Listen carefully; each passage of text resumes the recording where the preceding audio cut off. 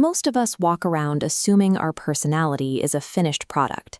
We tend to think our traits, our habits, and our core identities are set in stone, fixed characteristics we were simply born with and have to live with. But human psychology operates differently. Your identity is actually under constant construction, being actively rebuilt piece by piece every single day by an invisible force. That force is your attention. Every second, your nervous system is bombarded by millions of bits of sensory information, sights and sounds, constant digital alerts, and internal thoughts. It is a volume of data so massive that if your mind tried to process all of it at once, it would completely short-circuit. To survive this influx, your brain acts as a ruthless filter. It drops almost everything and lets only a tiny fraction of that data pass through to your conscious awareness. Because of this bottleneck, you do not experience objective reality. You experience only the specific slice of reality that you instruct your mind to notice. Think about a standard Tuesday. You pull out your phone, open a feed, and for 30 seconds, you linger on a frustrating news story or a self-deprecating comment. It feels like a harmless, passing moment in a long day. But that brief pause triggers a mechanism called selective attention. By giving that negative post your focus, you are feeding direct instructions to your brain's filter. You are signaling that this specific type of threat or frustration is highly relevant to your survival. Once that instruction is set, confirmation bias takes over. Your brain spends the rest of the day scanning your environment, actively hunting for similar evidence to justify the focus you gave it. A delayed train, a vague email, a minor mistake, they all fit a coherent pattern. Those 30 seconds of passive scrolling do not wash over you harmlessly. They create a psychological vacuum, pulling the rest of your day into a negative lens. When you fail to intentionally direct your attention, your reality is hijacked by default. This filtering process is entirely grounded in the physical hardware of your brain. This brings us to neuroplasticity. Every time you focus on a specific thought, electrical signals travel along a distinct route in your brain. When you repeat that focus, your brain physically thickens and solidifies that exact neural pathway. Over time, the pathway becomes so dense that the thought pattern fires automatically. What started as a fleeting reaction hardens into your default mental state. Once a mental response becomes automatic, it starts dictating your physical actions. If your brain is wired to constantly rehearse anxieties or obsess over perceived failures, that internal loop bleeds outward. It shapes how you speak in meetings, how you interact with your family, and what risks you avoid taking.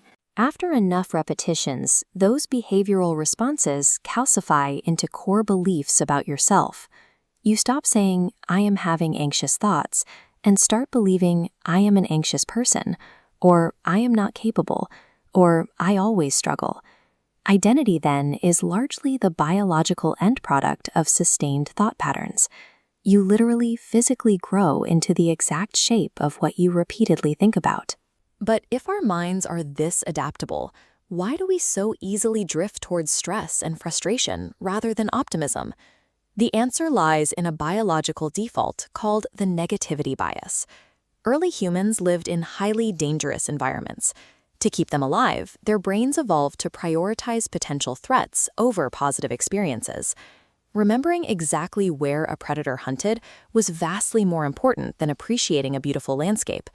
Negative information simply demands more cognitive priority. We still operate on that ancient hardware today.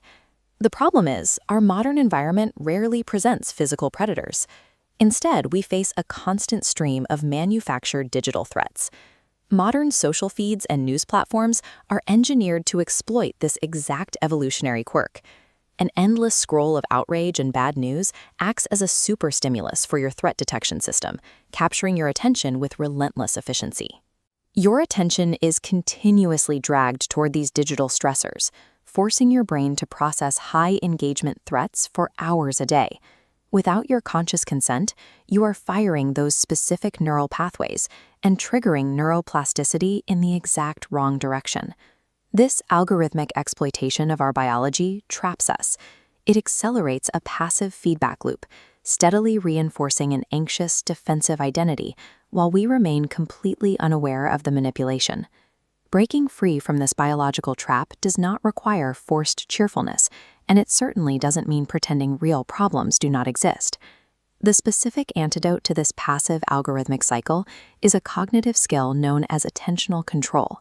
Developing this skill begins with observation. It is the practice of noticing where your attention naturally drifts during the day.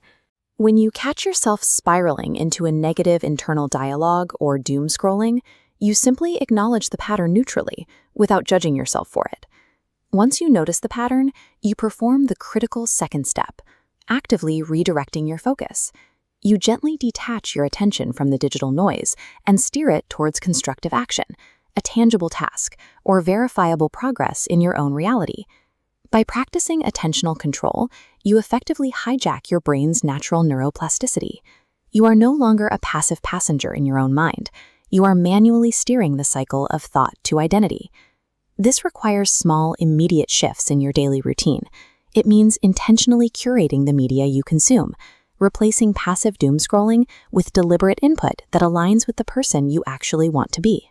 It means catching those familiar, self-defeating loops the moment they start, and cutting them off before they have the chance to biologically solidify into permanent pathways. The human mind is never truly a finished product. It's an intricate piece of architecture continuously under construction, assembling the blueprint you provide it. Your daily attention dictates that blueprint, because the direction you choose to look today is exactly who you will become tomorrow.